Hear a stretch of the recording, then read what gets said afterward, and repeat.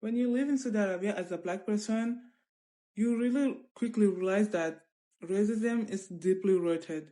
And there is a word, abda or abd, whatever, it's the same thing, but which means slave. Okay, remember that, slave. Are you ready? And that's how some of people openly refer to black people. But what hurts the most is when that word comes from your own friend, guys. And yes, I almost forgot, even my friends call me Abda. Sometimes as if it's normal, and other times during arguments, but that doesn't justify anything. Okay, for example, imagine you walk on the street and someone might give you like hateful look or use terms sauda just to comment on your color skin. But back then, I didn't really see it as a racism. At first, because I was just young and just a child, I didn't really take that serious, and I just really just start to understand that after moving in France, I began understand what really happened. Anyway, that's it. I mean, I don't have to be friends with him. I'm not racist, but I don't want my daughter to marry a black guy, just period. Why? Give me a reason. Why do you think that is, or how do you think, give me a reason how do you think that's not a racist comment? That's deep down in you, that you think you are better than someone else based on their color. And let's not even talk about the Indians, the Pakistanis, the Nepalis. That's a whole different discussion with the Arabs or even the North Africans. Really, I'm not sure because I never had a discussion with them. And when you tell them, for me, because I noticed even way worse racism. There's a difference between racism in North Africa, 100%, and the racism in the Middle East and the Arab world is a whole different level. I can tell you that the racism in North Africa is really based on lack of knowledge. Giving the passport for the security. It's always the same. There's no way this is your brother. There's no way this is your sister. There is no way you guys are family. Like, because he's the dark child and we are all like the white kids in the family. That's why when I grew up, I never ever saw color. I never understood there is really a difference between me and my brother or between me and my cousin who is super dark. I never thought it's an issue. It hurt me so bad when I heard these comments towards my brother. He used to also tell me, obviously, that the police in Germany would also stop him every now and then, just obviously based on him being a guy and an immigrant child and looks super dark with his beard as a Muslim guy in Europe. I have never ever been stopped. I have never ever been dealt with in a bad way. I'm a Muslim girl who wears hijab ever since I'm 11. I should also be actually affected by these attributes that I show to the world. However, I have never been. But growing up, having someone in your family actually going through that racism is so made me feel like not I have to speak up for every single person. It just did not make sense to me. How on earth is someone that looks just slightly different than us is treated in a completely different way? And I started noticing this because when I got older, obviously, and I used to go to the beach, to Tunis, and like I said, I enter Tunis, I'm like a white kid. Obviously, I go to the beach on a daily basis and I come out being, super, super tan and super dark. And my family, and I remember this neighbor, she would always say, oh my God, you used to be so pretty. What happened to you in the last couple of weeks? Now you're so, they don't want to say ugly, but so, do something. We have specific creams in Tunis and specific masks that keeps you white and all that mentality that a white person or someone with a lighter skin, let's not say white person because we still obviously not white people, but someone with a lighter skin is always more beautiful, is always more pure. Many people want to speak to them, many people want to surround themselves with. And if you're dark, technically, oh yeah, he's nice, she's cute, but I mean, come on, she's a dark girl. How many comments did I hear about, yeah, he's gonna marry this, yeah, but she's dark. Wallahi. And okay, let's continue. Hey, brothers and sisters, welcome back to the channel. I'm hoping that you're great. From wherever you're watching me from, I'm your host and presenter, Jidok Stories. One of most often people overlook this topic of Arab racism, but I'm here to remind you about it because at the end of the day, we all need to have these real discussions because they matter. They are really, really important. And somehow, somewhere, we tend to forget the castration that these people did to black people. Also, don't forget about the anti-blackness in the Arab community. Oftentimes, you've seen how Africans who have gone to look for jobs, how they have been always treated.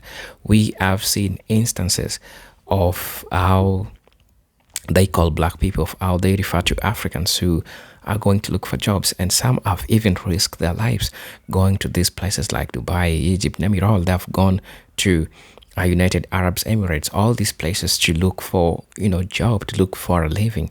But what they met, also we have black travelers that have moved to these places to interact with these people, but what they came up with, they have come to realize that there is so much anti-blackness going on in these communities. Also, another thing that I would like to address is that black people are always standing in solidarity with you people, especially when you're in need of help. Am I lying? No. Look at perfect example of Palestinians. Palestinians, black people have stood with you, especially, and still up to now, and I'm supporting like what they're doing because that's what's rightfully. But in this video, I'm here to address the anti-blackness in the Arab community, including some Palestinians that are anti-black, yet black people are always standing up with you. So brothers and sisters, I'm inviting you in this podcast so that we can have a discussion in regards to this, right? I'm inviting you. Let us talk about this because this is a topic that we need to talk about. I'm also going to be sharing some videos that we are going to watch, and then I'll come back. Also, help you share with you all these things that we need to talk about. As you know, again, I'm your host and presenter, Jidok Stories. And for those who are watching me for the first time, I'm just asking you to please subscribe to the channel, join the membership, and really get to see what I can offer you. And if you wish to buy me a coffee, I won't mind. I'll still appreciate. You can buy me a coffee through my Cash App account. I'll be really, really grateful for the support that you give me. But until then, I'll just wait this video. I'll be back and then I'll be sharing my thoughts in regards to this. So let's watch the video. I'll be back.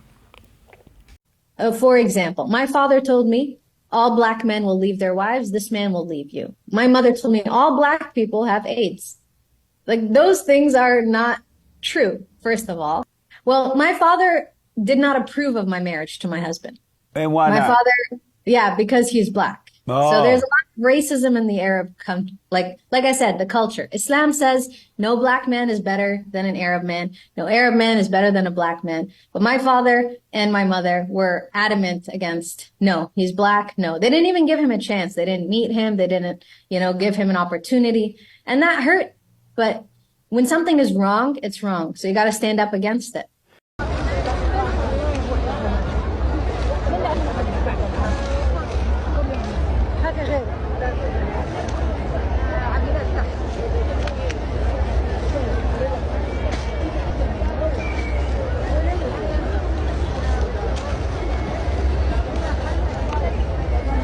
I think at this point we are all aware of this conversation, and we've all heard subsequent conversations about the divide between Black Americans and pro-Palestinian activists. And this was an uncomfortable watch. It was really difficult to sit here and watch a Black woman get spoken over, muted, and white woman tears essentially in action. But one thing that this video did is it did highlight very valid concerns about anti-Blackness in the pro-Palestinian and Arab communities. Now, this entire situation started because there are activists who are telling Black Americans, if you're planning to vote for Kamala Harris, take the Palestinian flag out of your bio. You no longer support Palestine if you're voting for Harris. This is the same rhetoric that Maya was applying to Tori here, saying because you're voting for Kamala, you no longer support Palestine. And she lied to her followers and said that Tori claimed she would never support Palestine again because of this. So the anti-Blackness was very much at play here. It exists in the entire conversation, but this is not the only context that it exists in. Anti-Blackness has been a pervasive issue issue in the pro-Palestinian movement, specifically as it pertains to this election and votes for Kamala Harris. Now, there have been a lot of insinuations that Black Americans voting for Kamala are putting in a vote for their comfort. They're voting for genocide. And we need to look at the bigger picture and realize that there is a lot more nuance to this conversation than we're allowing in. We should not be so obtuse that we don't recognize that our choices are between a third party who won't win, Donald Trump, who will harm everybody, and Kamala Harris, who is at least a safe option for people domestically. We shouldn't be policing the vote of Black Americans when this choice directly impacts their safety and their lives. Now, don't get me wrong, Kamala is an imperfect candidate, but we can still criticize and hold her accountable while still understanding that she is the better option for everyone. Collectively pressuring and collectively asserting support for Kamala are not mutually exclusive ideas. We have already seen, following the protest of the uncommitted movement, that Kamala has been very willing to alter her stance on issues pertaining to Israel and Gaza. We need to keep pushing, though. And we need to stop allowing this divisiveness and this anti-Blackness to exist within our community. We should be working with Black creators, Black activists, to ensure not only our safety as Arabs who are threatened in the Middle East, but ensure their safety as well as Black Americans who are threatened here at home. If you're Black, can you stay for a second? So I want to share an experience with you, help you understand how Black people get treated in another country that, Blacks deemed so terrible. Like openly racist. Like America here, people are racist, but not openly. So I lived in the Middle East, in Jordan, Amman. Mind you, I'm Muslim. I speak Arabic. I am just a brown girl. I'm from Sudan. Where I'm from, people speak Arabic. When I lived in the Middle East, I will tell you guys, I experienced everything involving racism. It was from Middle Easterns.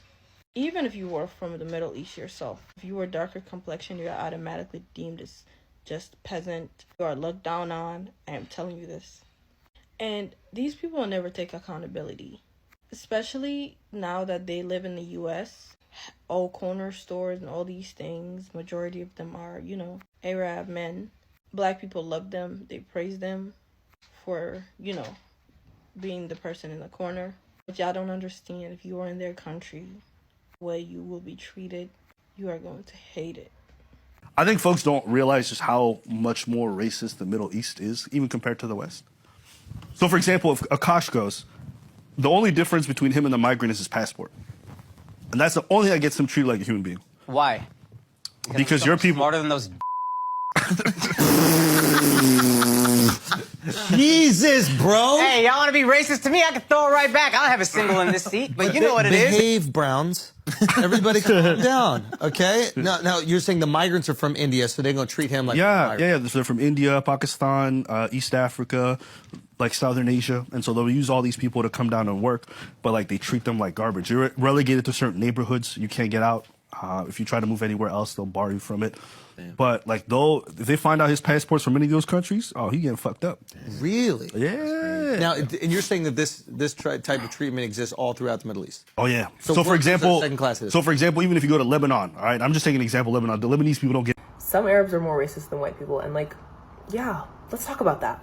Let's talk about how my aunt called me Shighl al-Lail when I went to Lebanon. Let's talk about how they tell me to stay out of the sun because I'm already too dark. Let's talk about how I want my best friend to come with me to Lebanon, but I'd rather spare her a terrible experience. Let's talk about how if I fell in love with a Black guy and married him, how hard that would be for me, how hard it would be for him, how many hurdles we would both have to jump through, how I really wouldn't want him around my extended family because I wouldn't feel comfortable and he wouldn't feel comfortable. It's really gross. Maybe we should start taking some accountability and stop denying it. The religion of Islam is racist against Black people.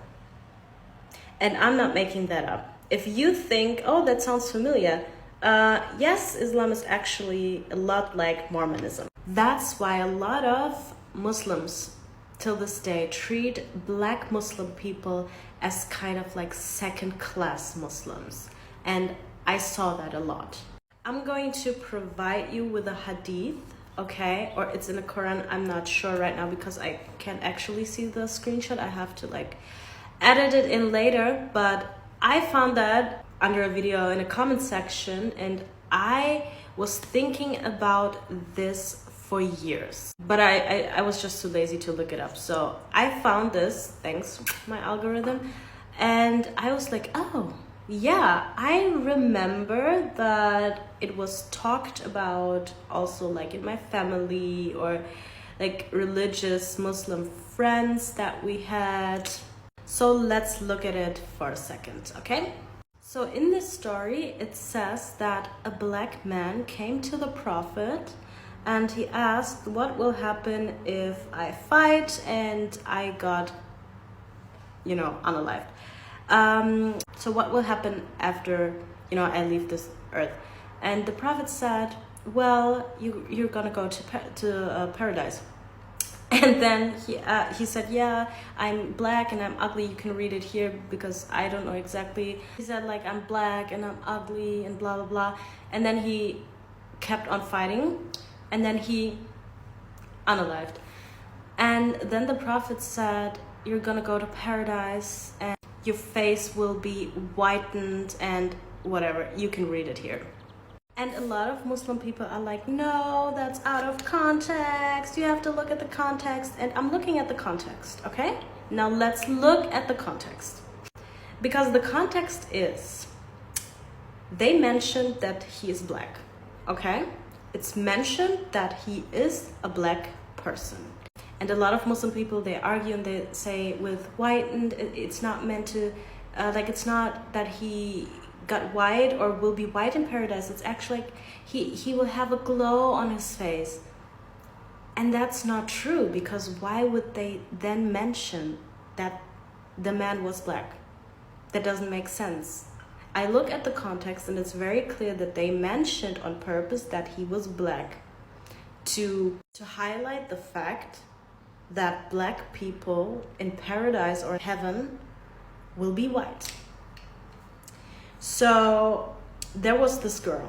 She was actually like a friend of my mother's, and she was a German Namibian, and like they had still slaves when she was a kid. And I remember when I was a child and she talked about this hadith or Quran verse, and she talked about it with my mother, and she was like, yeah, that's such a hard burden to be black, because I think they talked about it like a very, very dark black person.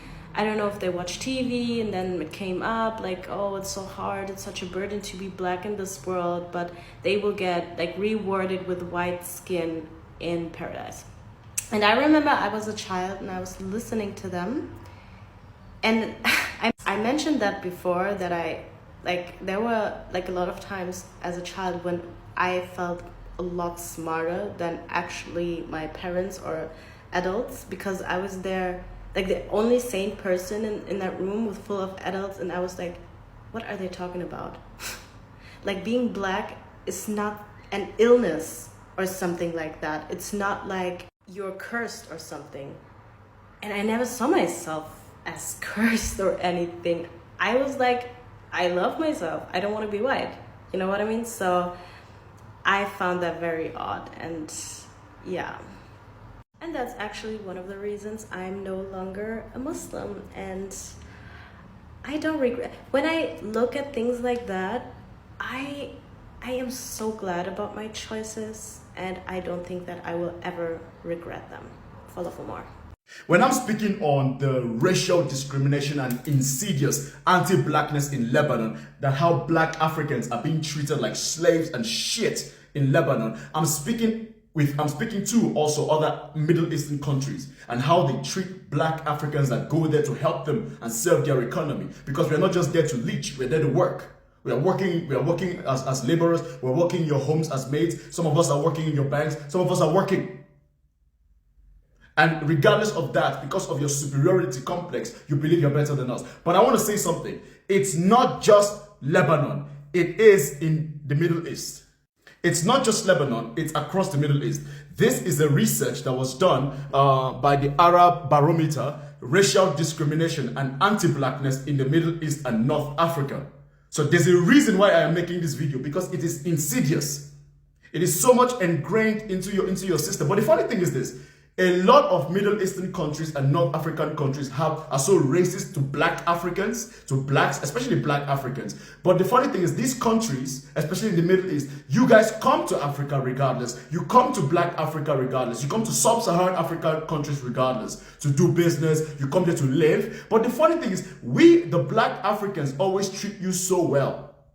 Isn't it funny? We treat you so well in our countries and you treat us like shit in your countries. Isn't that funny? But there's a reason why I am making this video. I want to show the black African, home and abroad, that this is the data. This is what people think of you, especially from the Middle East and North Africa. There is an insidious anti-blackness against the black African. You are a nuisance to them. They might use you, you might contribute to their economy, you might work, but you are still a slave in their eyes. But then I have another question. There's a large Lebanese community in West Africa. In Nigeria alone, I believe there's over 500,000 Lebanese in Nigeria. There's millions of Lebanese in West Africa. So my question to us black Africans from these countries that are in Africa: why are we treating the Lebanese nicely in Nigeria? Why are we treating the Middle Eastern man and woman so nicely in Nigeria, so nicely in West Africa, when they treat us like shit in their countries? Why? I want you to answer that question. And this is not just Middle East. Anti-blackness and discrimination against the black African is a global thing. And I'm going to be making videos on every single continent on this world, so that you, a black African man, a black African woman, a black African, can see for yourself and see that we are not liked anywhere. We're just barely tolerated. So the reason I'm making all these videos is so that the black African will see the importance of why we need to unite. Why we have to work together. Because I think sometimes when people talk about African unity, we have to unite, people think it's just a fancy word. We have no choice because we have no friends. To the Arab man, we are still nothing but a slave. To the white man, we are beneath his feet. To the Asian man, we are subhuman. I'm speaking in general and the perception of who we are. It does not mean you cannot have your friends. It just means you have to understand it in the grand scheme of things. This is how the world perceives us. We are perceived as lesser value, and we're going to be treated as such. In Asia, in Europe, in Africa, in Latin America, even in Antarctica, I'm sure. In Australia as well. So this video is to inspire the black African, home and abroad, on why we have to work together and collaborate to build ourselves. Build yourself where you are, but also don't lose sight of spreading awareness and building fortitude in economy. Stop fighting within yourselves. We have enough enemies as it is. Palestinians are racist to black people. And if you look around, it's black people that are out there advocating for the rights of Palestinians. This should be a lesson for Palestinians and the Arab community in general, to stop being racist towards black people. Because when shit hits the fan, it's black people that come out and they fight for the oppressed. إِنَّ اللَّهَ لَا يُغَيِّرُ مَا بِقَوْمٍ حَتَّى يُغَيِّرُوا مَا بِأَنفُسِهِمْ. Allah says He will not change a people until they change themselves. So if you're there making dua, saying, oh Allah, why are the Israeli soldiers racist to the Arabs and they're doing all of these things to the Palestinian people, and you can't understand why this is happening, then look within yourself. You as an Arab, you as a Palestinian, you in your own family, how many of you are racist to people that are black Palestinians? Even broader Muslim communities, from Pakistani communities to Bangladeshi communities, Moroccan, Libyan communities, the Gulf communities. How many people say we are Muslim, and in the same breath, they mistreat other Muslims because of their skin color or their country of origin?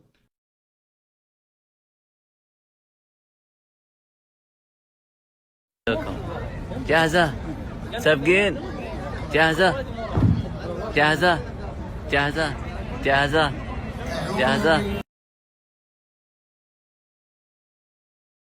This entity, the president of Tunisia, said some really racist things about African migrants. He said that hordes of irregular migrants have come to Tunisia from sub-Saharan Africa, with all the violence, crime, and unacceptable practices that entails. He called the situation unnatural and called it a conspiracy to change the demographic makeup of Tunisia, making Tunisia just another African country that does not belong to the Arabic Islamic world. What are my thoughts on this? You are not African. Why are you talking about Africa? You can leave Africa yourself.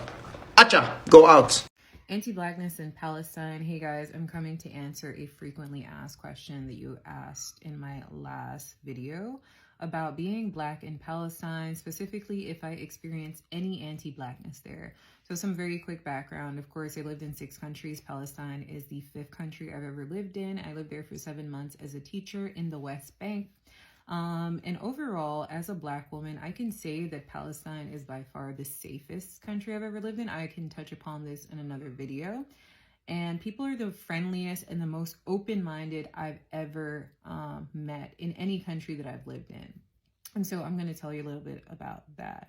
I can safely say that I was never scammed there, right? So if I ever bought groceries or things like that, you know, fish, whatever the case may be, I was never given like a higher price because it's obvious that I'm an outsider, right? And what usually happens is that people think that you have more money and that, you know, that causes them to raise the price for you. But I paid what the Palestinian person paid. And very often they would give me like a little bit extra as well, I think, you know, just to be nice.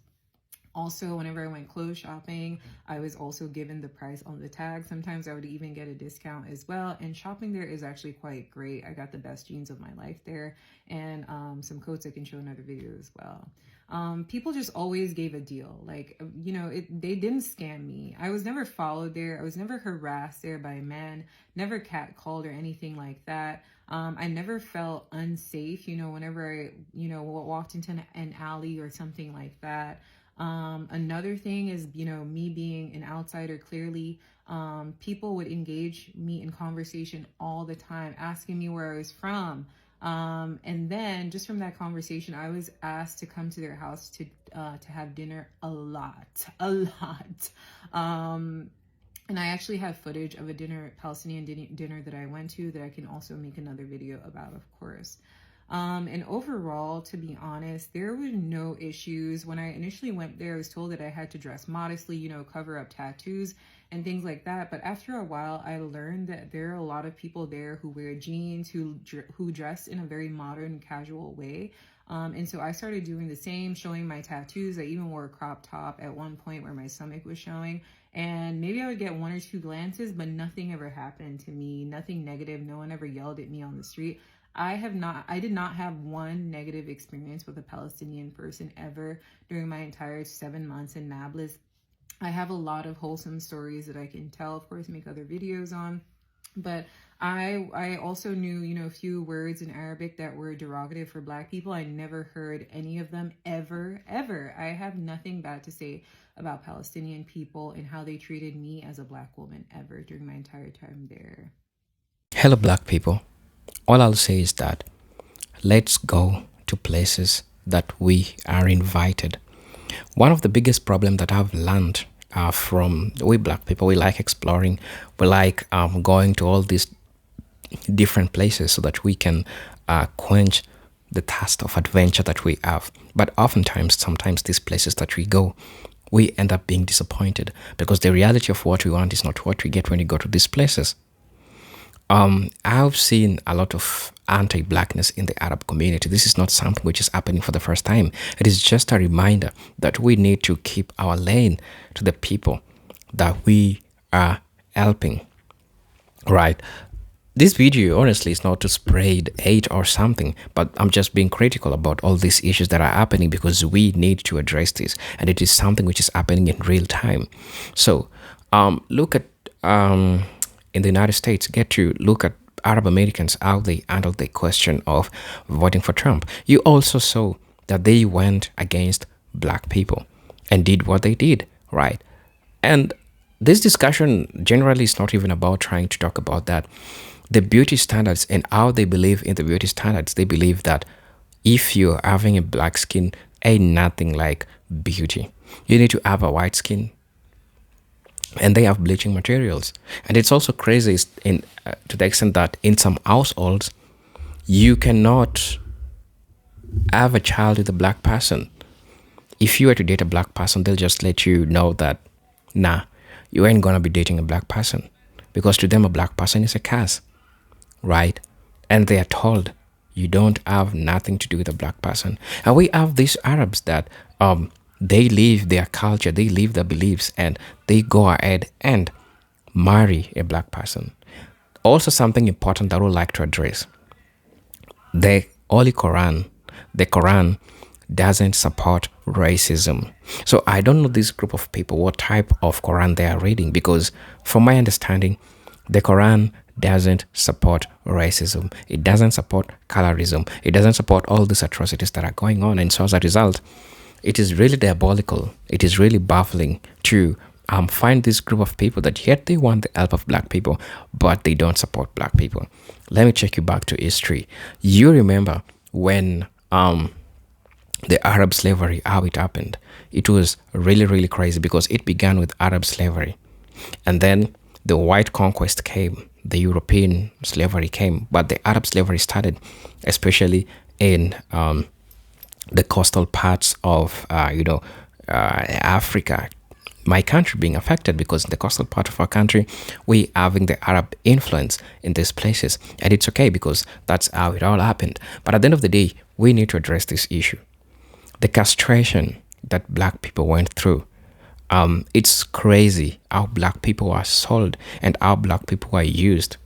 And even the modern day slavery is going on, because we have still some Africans that are still being sold to these people to work in these places. The extreme conditions, the extreme treatment that they're being given.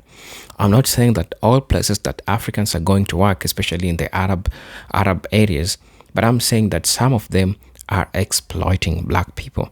Some of them are beating up these Africans. Some of them, they're doing crazy things. They're doing their fetish, sexual imagination, crazy stuff, feeding people their shit, feeding Africans their shit to fulfill their fetish. I saw this and I was like, damn, that's crazy. But it's something which is happening, right? And so, me seeing all these things in the anti-blackness in the Arab community, I know, as a matter of fact, some people will not agree that this thing exists in these communities, but they do exist. Trust me, they do exist. I don't know your experience, but I'll just want to know, what do you feel about Arab racism? Because this is something that has been going on for a while now, and it's important for us to come and address these issues, because it's important for us to talk about this, in as much as you might think that it's not happening because it's not happening to you. But trust me, we have people that have faced these problems. We have people that have faced these issues. Somebody is saying, and people are sharing their experiences, since I grew up in Jeddah, I didn't face a lot of racism, but it was a lot of worse when I was a kid. Like, since I'm black Saudi, my dad is Saudi and my mom is Somali. No one believed that I'm Saudi. They always see her as an black person, and they don't understand that. And they have to neglect you. They have to make you understand that you are not one of them. I wonder how kids who go in school grow with this, because I'm seeing a lot of people neglecting black children because they are black. You've seen from the video that I've shared with you, and all this crazy stuff that are happening. Somebody's saying that this is so present in some Arab countries. As a South Asian who has been to many Arab countries, and they always ask where I'm from, because they all want to hear if I'm from India or Pakistan. Somebody also is saying that they are not our friends. Subsanala. Don't be friends with people that think like that. This broke my heart. Aku dubila. So, in as much as this is happening in the Arab community, I'm getting to understand that we have some Arabs that don't support this. Somebody's also saying that, listen, my black friend always tells me Abda and I'm a white person. We take it as a joke here because Abda is for people who worship our God, and I don't know how you are friends. Say it to you, but sorry. Yeah, I guess this is something that is going on in these places. I just really want to know. Please let me know what you think about this video.